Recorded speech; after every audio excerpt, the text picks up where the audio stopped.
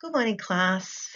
Today I'd like to talk to you about the house mice plagues in the Darling Downs, Queensland, and the economic impact is having on the farmers.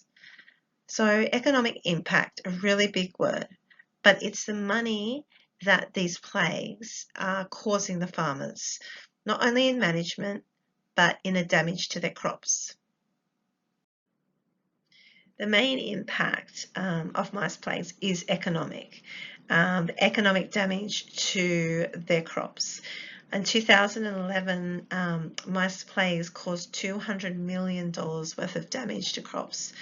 In 1995, the Darling Downs showed that it was caused $18 million worth of damage. Mice plagues are occurring every 4 years and more often because of large-scale cropping in the Darling Downs. They are thriving in areas that are moist, where there's shelter and food available. And environmentally, mice plagues are being affected by the contamination of food and water from the urine and to pets and wildlife and the ecosystems. This slide indicates data from the Darling Downs. So you can see if you look at March 21 through to October, there is these large areas of red which indicate high mice numbers during that time.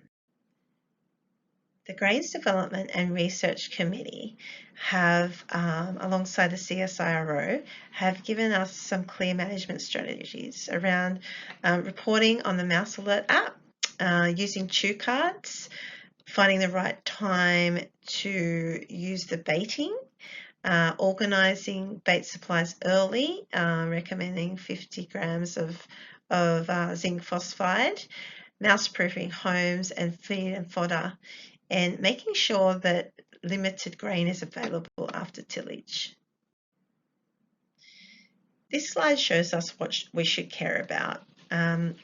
There is a way to reduce mouse invasions, which is through the management of the physical environment and the habitats. There is need for more research around clear guidelines of licensing for treating feed and fodder due to the economic damage. There is the largest impact, which is the damage to the crops. And it's also the environment that is really suffering from these mice plagues: livestock, pests, wildlife, ecosystems, farmers' houses, homes, also the machinery and even the wiring on these farms.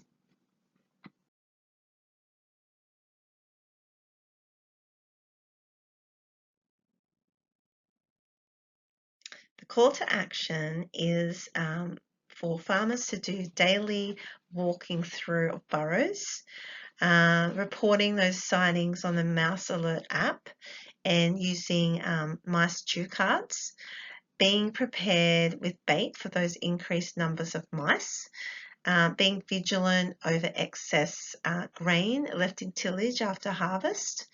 And all these steps are going to help us work together at creating a sustainable future for Australia.